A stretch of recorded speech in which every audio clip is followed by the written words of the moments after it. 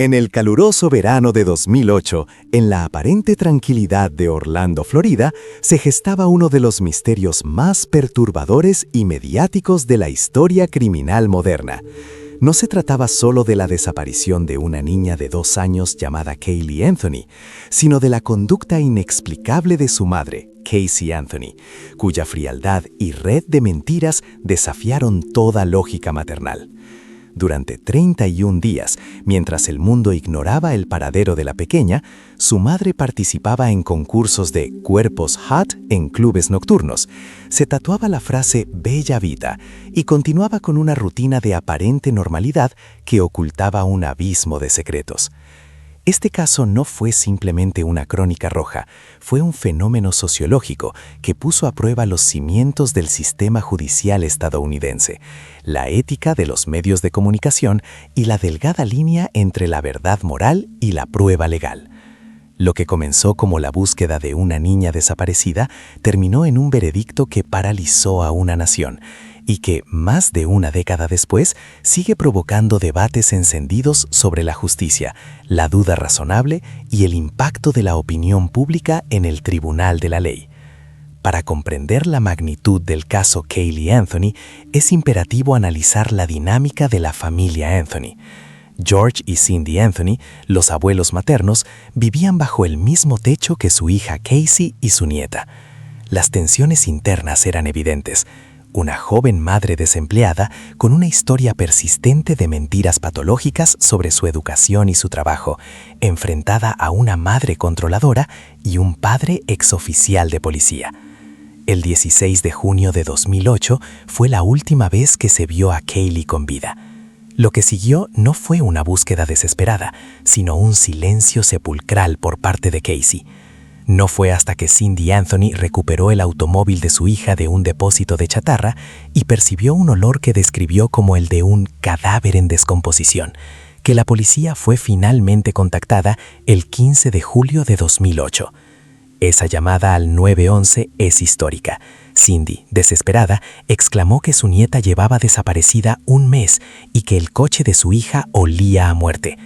En ese momento, la maquinaria mediática y judicial comenzó a girar, pero Casey ya había construido un laberinto de falsedades que llevaría a los investigadores a callejones sin salida, incluyendo la invención de una niñera llamada Zenaida González, quien supuestamente habría secuestrado a la niña.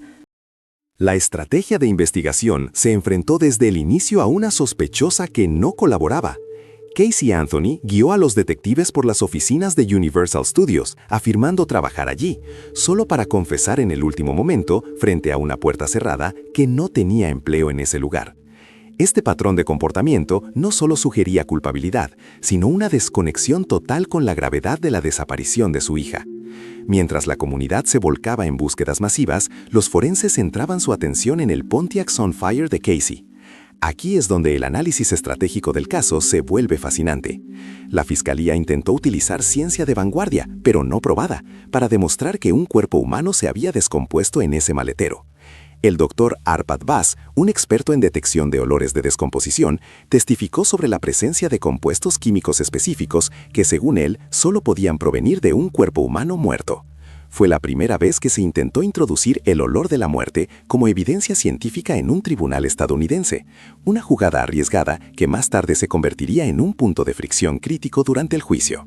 El descubrimiento de los restos óseos de Caylee en diciembre de 2008, en una zona boscosa muy cerca de la casa de los Anthony, cambió la narrativa de una desaparición a un caso de homicidio capital.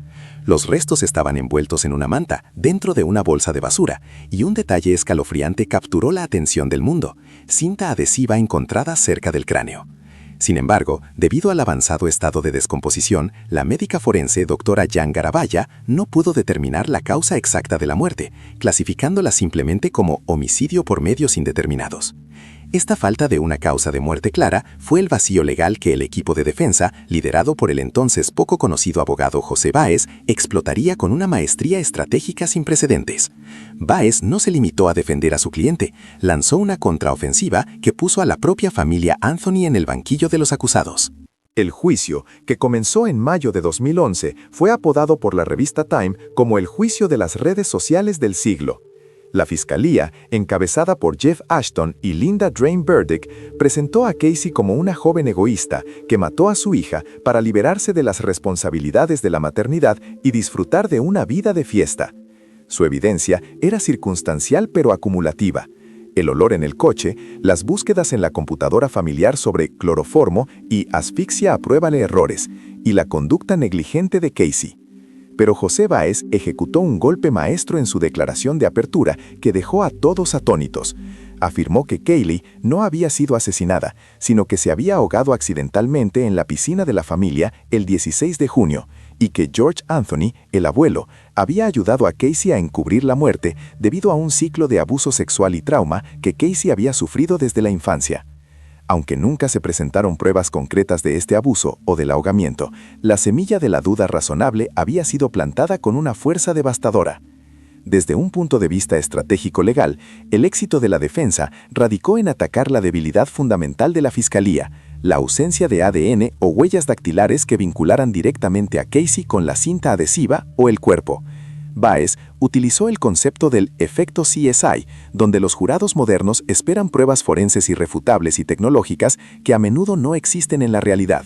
Al desacreditar los testimonios expertos de la Fiscalía como ciencia basura y presentar una narrativa alternativa, por más escandalosa que fuera, la defensa logró desviar la atención de las mentiras de Casey hacia las posibles sombras del carácter de George Anthony.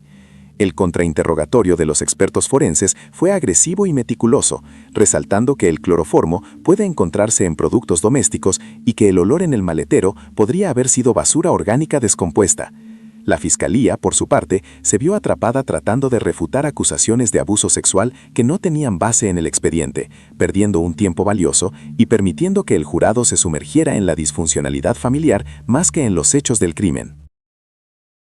El impacto económico y mediático del caso fue asombroso. Cadenas de noticias como HLN, impulsadas por la cobertura casi obsesiva de Nancy Grace, vieron cómo sus niveles de audiencia alcanzaban récords históricos. El caso se convirtió en un producto de consumo masivo, donde cada gesto de Casey en el tribunal era analizado por expertos en lenguaje corporal y psicólogos televisivos. Esta presión externa creó un ambiente de linchamiento social, donde la culpabilidad de Casey se daba por sentada. Sin embargo, dentro de la sala del tribunal, el estándar de más allá de toda duda razonable se mantenía como una barrera infranqueable. El 5 de julio de 2011, el jurado emitió su veredicto: no culpable de asesinato en primer grado, no culpable de homicidio agravado y no culpable de abuso infantil. Solo fue condenada por 4 cargos menores de proporcionar información falsa a la policía. La reacción global fue de una indignación sin precedentes. La multitud fuera de la corte gritaba «justicia para Kaylee», mientras las redes sociales explotaban en ataques contra el sistema legal. Las repercusiones globales de este veredicto se sintieron en la legislación de varios estados de Estados Unidos, dando lugar a lo que se conoce como la Ley de Kaylee, que tipifica como delito grave el hecho de que un padre o tutor no informe de la desaparición de un niño en un plazo determinado. Pero más allá de lo legal, el caso dejó una cicatriz en la confianza pública hacia los juicios por jurado. Se planteó la pregunta de si una defensa agresiva y una narrativa de victimización pueden eclipsar una montaña de evidencia circunstancial. El análisis de este caso también revela una falla estratégica en la Fiscalía al buscar la pena de muerte, lo que pudo haber hecho que el jurado fuera mucho más cauteloso a la hora de emitir un veredicto de culpabilidad, temiendo enviar a una joven a la cámara de ejecución sin una prueba fumarola del crimen. Años después, Casey Anthony ha roto su silencio en diversas ocasiones, más recientemente en la serie documental de Peacock, Where the Truth Lies, en 2022. En ella mantiene su versión del ahogamiento accidental y acusa directamente a su padre de ser el responsable de la disposición del cuerpo. George Anthony ha negado vehementemente estas acusaciones, incluso sometiéndose a pruebas de polígrafo en televisión nacional para limpiar su nombre. Esta división familiar perpetua subraya la tragedia de Kaylee, una niña que se convirtió en el centro de una guerra de narrativas, donde la verdad parece haberse perdido en el bosque, junto con sus restos. La proyección a futuro de este caso sugiere que seguirá siendo el estándar de comparación para todo juicio mediático, recordándonos que en el teatro de la justicia no siempre gana quien tiene la razón moral, sino quien logra construir la historia más sólida dentro de las reglas del juego legal. En conclusión, el caso de Cady Anthony es un recordatorio sombrío de las limitaciones de la justicia humana.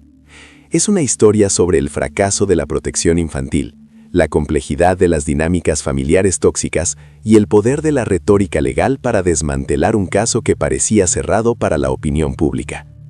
Cady Anthony hoy tendría casi 20 años. Su vida fue truncada y su muerte nunca fue legalmente atribuida a nadie.